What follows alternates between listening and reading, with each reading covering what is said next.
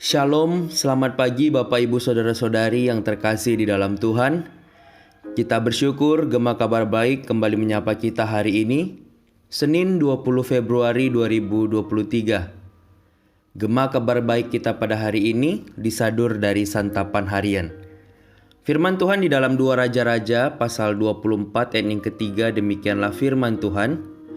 Sungguh, hal itu terjadi kepada Yehuda sesuai dengan titah Tuhan untuk menjauhkan mereka dari hadapannya oleh karena dosa-dosa Manasye, setimpal dengan segala yang dilakukannya. Bapak Ibu Saudara yang terkasih di dalam Tuhan, sejarah Yehuda setelah zaman Yosia adalah perjalanan menuju kehancuran. Yoahas melakukan yang jahat di mata Tuhan, sehingga ia dihancurkan oleh Mesir. Yoyakim raja berikutnya adalah boneka Raja Necho. Ia memungut pajak dari rakyat untuk membayar upeti. Ketika akhirnya Babel menguat dan menggantikan Mesir yang lemah, Yoyakim akhirnya diserang oleh Nebukadnezar, dan rakyat Yerusalem akhirnya harus dibuang ke Babel. Sebagai kerajaan kecil yang berada di tengah himpitan berbagai kuasa dari negara adidaya seperti Asyur, Mesir, dan Babel, raja-raja Yehuda pun harus menghadapi tekanan politis. Raja-raja yang memilih takluk pada kekuatan adidaya sering dapat bertahan lama dan terlihat lebih berkuasa. Menyembah Allah dari kerajaan Asyur, Mesir, atau Babel bisa saja dilihat sebagai langkah politis yang cerdas. Akan tetapi, suara Nabi menyingkap realitas yang sebenarnya. Bapak Ibu Saudara, bergantung pada Allah adalah satu-satunya pilihan yang lurus. Justru raja yang bertahan paling lama seperti Raja Manasye adalah raja yang paling jahat. Tanpa wahyu Tuhan, kehidupan kerajaan Yehuda hanyalah sebuah panggung permainan politik.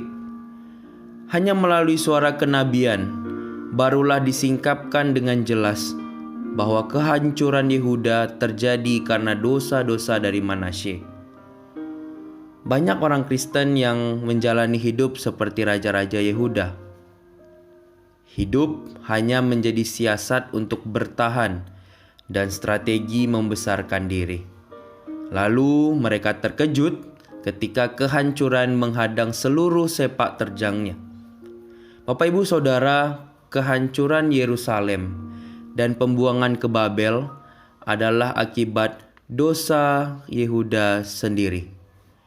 Bukan Tuhan yang mengingkari perlindungan dan berkat kepada Yehuda, tetapi dosa-dosa mereka sendirilah yang menjadi penyebab dari kehancuran mereka. Namun, pembuangan ke Babel bukanlah akhir dari sejarah. Suara kenabian menjadi vital untuk menjelaskan kesalahan umat dan menuntun mereka pada pertobatan, sehingga mereka boleh kembali memikirkan akan status mereka sebagai umat Allah dan sungguh-sungguh kemudian boleh beribadah dengan benar kepada Allah.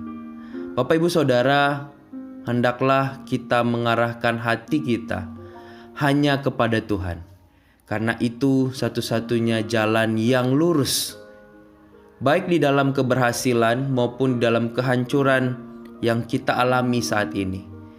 Arahkanlah hati kita kepada Tuhan.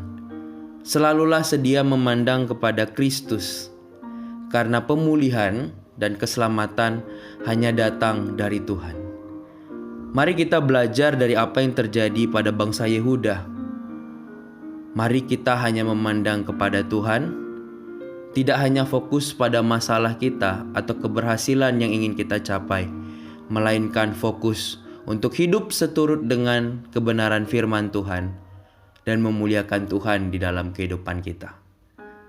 Amin firman Tuhan. Mari kita berdoa. Bapa di surga, kami bersyukur untuk firman-Mu pada pagi hari ini.